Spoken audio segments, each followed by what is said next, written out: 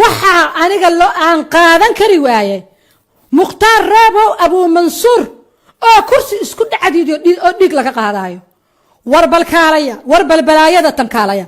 ورنين كان سوكي ددك ilmaha naga laaya maaha horta dhiigii hore oo uu naga qubay maxaa loo weydiin ma la weydiiyay dhiigii hore oo naga qubay ya dhiigii hore oo naga qubay maxaa loo weydiinin nin intaas oo milyan intaas oo kun oo caruur inta maskaxda ka qaarna qarxiye hooyooyin qarxiye ilma yar yar qarxiye ya dhiigiisa sunta waxaan ku falaynaa inkaar Allah ku ridee dhiigiisa sunta maxaan ku falaynaa waaba sumba dhiigiisu waaba sumba saadadka inta uu hor yimid looga ogolaaday warkaasoo kale waxay ahayd xataa haddii dhiig laga qaada si qarsoodi in laga qaada nala soo musawira ma ahayn in nala soo sawira ma ahayn kaas dhiigana boqolka gaarsiin ya in nala soo sawira ma ahayn no kii kale hebel daahir awaas ilmo cusub oo lagu leeyahay ilmo cusub oo dhalaba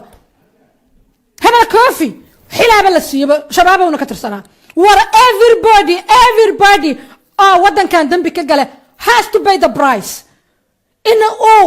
la hor istaajiyo waa cadaalada in maxkamadeeyo waaye kii dambi lagu helo in lagu qaado waaye kii dil u soo bixin la dilo waaye kii xabsi daa'in u soo baxna xabsi daa'in lagu xukumo waaye ma aha inay dadka dhex joogaan oo hadana la marmarsiyo oo hadana soo dhacdiidana la soo musawir oo hadana dhiigna laga qaado oo hadana la dhiigii suntahay u baahantiin absolutely saadon tani arka laakiin aniga taydan ka hadlaa I myself muwaadin aan ahay taydan ka hadlaa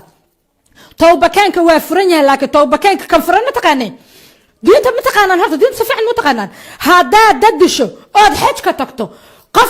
qofka ka disho ilaa uu ku cafiyo xirg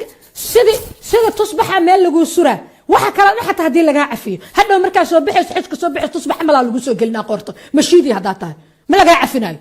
mashiidi hadaa tahay waxa wax ku cafinayo waxa waaye dadka ka dishay bas qofka dadka ka dil macna dawladda hanagu xad gudbina kuwii hore hanagu xad gudbee hanagu xad gudbina ma cafin kartaan nin dadka laaye absolutely ma cafin kartaan dadka ka laaye bas cafin karo